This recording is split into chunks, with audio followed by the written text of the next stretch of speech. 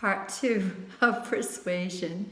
Yesterday I was filming first part of my persuasive instructor's talk in the front of the Bristol Community College Library on Ellsbury Street in Fall River. I was sitting out there comfortable, feeling as if I was alone because there was nobody around. But there was some bushes in front of me, and I was sitting in the Adirondack chair that's in front of the library. And it wasn't long into the video, I realized there were people behind the bush. And I just kept waiting for them to leave. But not only were they not leaving, there was a little group forming. And that's when I said, I have to end this. I'm not usually shy, but I just thought, what is going on? These human beings are like hanging behind a bush. Well, I shut off the video and I said hi to my newfound group. And they said, what are you doing? They were so interested in what I was saying. I said, you're kidding me, right? You were interested in what I was saying? They said, yeah, you were talking about persuasion. What do you teach? And they asked me like 20 questions. Yeah, I suppose it was a compliment, but it was a little weird. Most people are not anxious to listen to an instructor's video. It's like breaking into prison. Like, would you volunteer to do that? But that's why I ended it. And then when I tried to come back to do it again, my battery was going on my phone. So it was like, nothing was working for me. And yesterday I had technical difficulties. It was one of those days. So this is Sunday, Juneteenth, and I am home, and I am pretty sure no one's going to be listening to me. So to continue, persuasion has to do with belief system. Your belief system and the belief system of your audience. It is very difficult to influence someone's belief system. So our persuasive speeches are more in the sense of attempting to have an influence, to touch your audience in some way. And I don't want anyone to feel like that there is anything wrong if you don't get feedback that says, yes, I'm going to do that. Mostly in asynchronous classes, you don't get a lot of feedback. Speaking of which, if you notice on the voice thread, when the student speech, I do leave some feedback. And you will notice when I do it, because you'll see my initials, JF. Anyone can read anyone's feedback. That's information that I would be sharing if we were in class together. If I have anything that is corrective or maybe a little embarrassing to a student, I email them separately. That really usually isn't the case. But this is what I would say in class. And it's good information for everyone to hear because sometimes it will apply to you as well.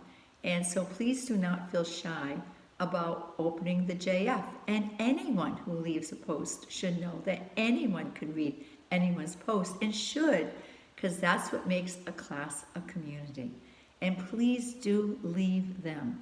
I noticed in the journals that you are writing very complimentary, really great observations about your peers. You could say that, even if it was, I liked your topic, or I agree with you, or even ask a question. And you know, I'm sure we'll get back to each other. If there's a question we can answer, it's very flattering.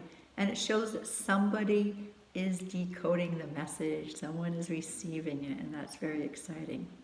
And persuasion has to do, as they say, Aristotle, right? If you watch the little videos I put up, one with President Obama and the other with President Trump, especially in President Trump's, it talks right away about Aristotle and the three tenets of what makes a good persuasive argument or presentation. And the first is logic, logos. The second is ethics or evidence, ethos. And the third is pathology, the emotion, or pathos. And those two clips, one from President Obama, one from President Trump, we're trying to illustrate that we hear this trio all the time in persuasive arguments. People are always using it. Logic is the first one.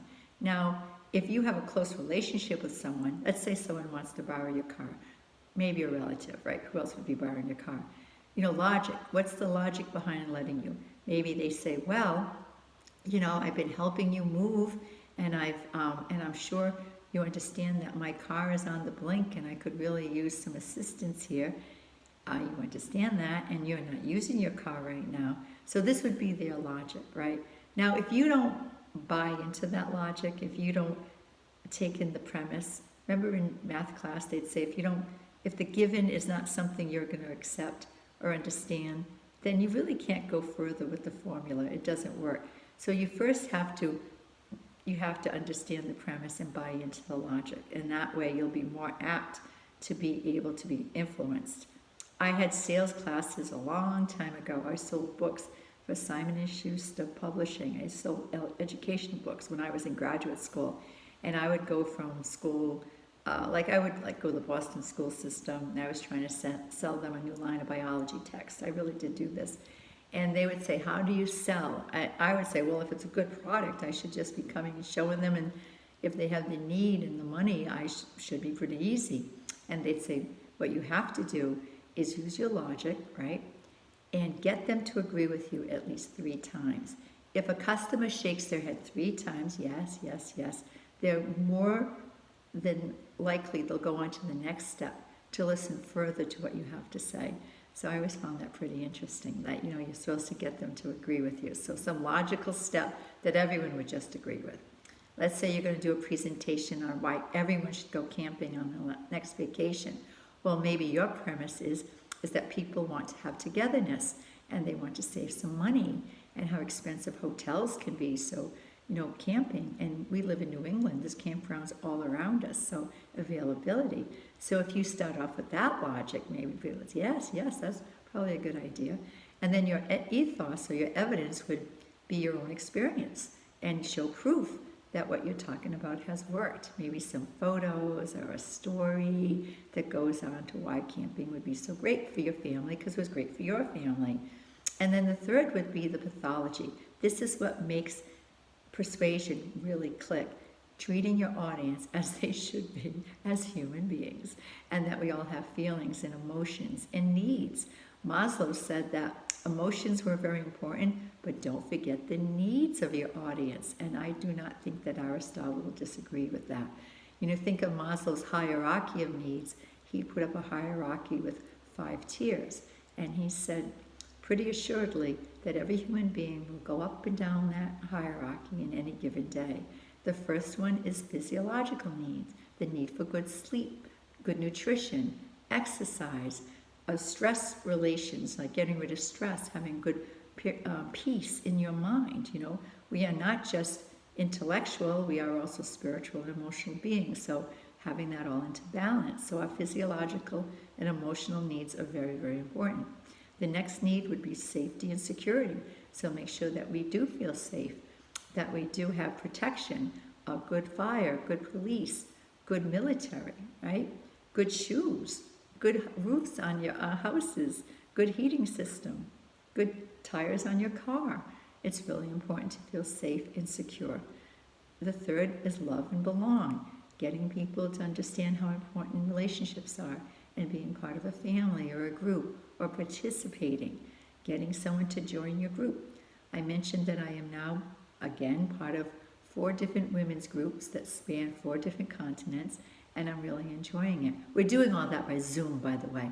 That's why I mentioned it since the pandemic, because prior to that, I would get newsletters, but I was never with these groups in real time, because you'd have to travel, and even the one in this continent is in San Francisco. I wasn't there that often, maybe once every other year, so it wasn't that frequent for me. But then all of a sudden, the pandemic, everything's on Zoom, and now I'm fully engaged. So you could talk about belonging to a group where people know you, and they're happy to see you come, and they appreciate and they listen to you, they value you. And the fourth need is what we're doing right here, taking a class. It's mastering of something. Maybe your speech could be about learning a new musical instrument, or traveling, right? And getting more experience, and how to navigate an airline system, and how to get good fares, and that need of feeling that you have competence in an area. It's very important. It really is. And then the fifth, self-actualizing, becoming more than you ever dreamed possible. For you personally, like perhaps going on for your bachelor's degree, and then your master's and your PhD, and learning another language, and just how important that would be for your own self-edification and who you are, being more than you ever dreamed, and also giving back. A speech about giving to charities or donating your time to big brothers, big sisters. So, you know, Maslow and Aristotle were all in it together. They agreed. You are speaking to human beings. Very few people will be convinced of anything unless they think there is something in it for them. So look at your ideas, or think of what you might want to do. Brainstorm with your family and friends what they think you could do a good persuasive presentation on. It's probably something you've already done within your own family, because we are all influencers, we really are. And also, if you listen to the informative presentations and in the news, we as a group have already been informative. I was listening to Greg's presentation for information on how to cook carbonara pasta, and he did such an excellent job. Even myself, who is not a known cook in the family, I'm not the cook. I'm a cleaner, I'm a shopper, but I'm not a cook. I'm going to do it next weekend because it gave me confidence, step by step, all those great visuals, and Greg is so calm and reassuring and so knowledgeable. I was totally engaged. So even though his speech was not persuasive, it persuaded me. You never know who's going to influence or persuade you. So thank you, Greg, and my family will thank you too. Okay, so that's it for persuasive. It's the next assignment. You're already on a roll, and we're so close, I think, we're to the middle of the semester. It really is, isn't it? We've had the self-introduction. That was a video. And then in the news, and then informative. Whoa, so that's 3. And then we have persuasion next. And then the personal experience or brief opinion. And then if you choose to do your final exam via video, that will be your last one. But for some, you only have 2 more to do for videos. I'm going to miss this class. I enjoy it so much. I open up my laptop and I talk to you while you're standing there, right there. And just recently informative, I just watched Cats on Succulents, and I have to laugh because that is the only plant I have in my whole house that has lived. I've been such a derelict, neglectful owner of plants, and I love them. And my cat doesn't seem to be bothered by that, by the succulents. So she gives excellent advice. Everybody does. It's amazing how much charity in the sense of generosity, kindness, there is in this class. So thank you so much for sharing what is real, which makes all the difference in the world. All right, see you next time. I am going to say, what do I say? Go in peace. Ciao, Bella. See you next time.